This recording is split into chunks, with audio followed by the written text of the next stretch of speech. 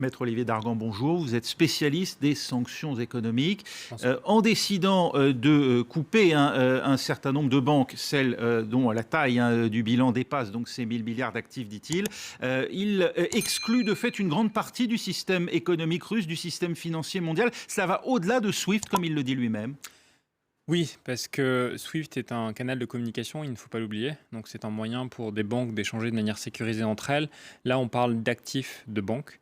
Après, on peut nuancer peut-être l'impact de ces sanctions, même si elles sont très fortes et elles sont inédites contre un pays comme la Russie, qui est un partenaire commercial majeur, parce que la Russie, depuis 2014, se prépare à d'éventuelles nouvelles sanctions et qu'une grande partie des actifs de ces banques à l'étranger ont pour partie été rapatriés, du moins, sur le territoire russe. Donc là, concrètement, ce que Joe Biden annonce ce soir, c'est que les actifs de ces banques aux États-Unis seront gelés. Et il est fort probable d'ailleurs que l'Union européenne suive la même voie et que donc de fait, les actifs qui sont présents à Paris, si c'est la décision qui sera prise cette nuit, soient gelés, tout comme les actifs à Londres, vu que la liste des banques que Joe Biden a annoncée est la même que celle que Boris Johnson a annoncée un petit peu plus tôt ce soir. Ça, concrètement, ça va faire mal à la Russie, plus que les sanctions décidées depuis 2014 et l'annexion de la Crimée. On passe dans un niveau très différent de sanctions. En 2014, on avait la volonté de cibler certaines activités, mais de ne pas couper le lien avec la Russie. Donc on coupait schématiquement l'accès à un certain savoir-faire, à une certaine technologie à la Russie, notamment en matière de production et d'exploration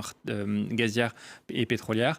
Et par ailleurs, on interdisait aux banques russes de se financer sur les marchés de capitaux européens, américains. Là, en l'occurrence, on leur coupe complètement l'accès aux relations avec ces banques. Donc ça veut dire très concrètement que dès demain matin, des banques françaises qui de toute manière appliquent les sanctions américaines ou des banques européennes, de toute manière arrêteront d'échanger commercialement avec ces banques. Donc oui, c'est un impact assez majeur et ça va avoir des incidences au-delà du secteur bancaire, vu que ces banques russes sont par ailleurs des partenaires à l'export de la Russie sur notamment le secteur énergétique. L'objectif, c'est de tarir les fonds dont dispose aujourd'hui la Russie pour mener une offensive, comme celle qu'elle conduit actuellement en Ukraine. Ça va avoir des répercussions rapides, ça va réellement entamer les possibilités offensives de la Russie, ça.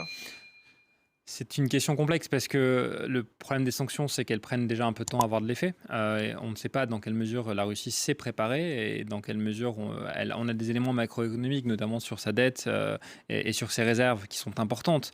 Donc on ne sait pas combien de temps la Russie pourra encaisser de toute manière ce choc financier. Puis au-delà de ça, quand bien même ce choc financier avait un impact sur la stratégie militaire de Vladimir Poutine, il est très inconcevable de la part de Vladimir Poutine ou de son administration d'avouer ou d'admettre que ce sont ces sanctions qui l'auront fait infléchir. Donc, Il s'est exprimé aujourd'hui devant les milieux d'affaires, d'ailleurs Vladimir Poutine, qui semble effectivement afficher une cohésion du moins de façade derrière lui. oui, parce que de toute manière, les milieux économiques russes ont tout intérêt à être derrière Vladimir Poutine parce que ces banques qui vont se voir privées de ces accès aux marchés européens et américains, elles vont potentiellement rencontrer des difficultés et qui sera là pour les sauver? Potentiellement l'État russe. D'où cette cohésion de façade du moins. Euh, Joe Biden n'a pas répondu à la question concernant d'éventuelles sanctions visant directement Vladimir Poutine lui-même. Est-ce possible aujourd'hui de sanctionner Vladimir Poutine? Oui, mais pourquoi faire? À part pour le symbole. Sanctionner Il des y a hommes des politiques. actifs de Poutine à saisir à travers le monde, des biens mal acquis par exemple?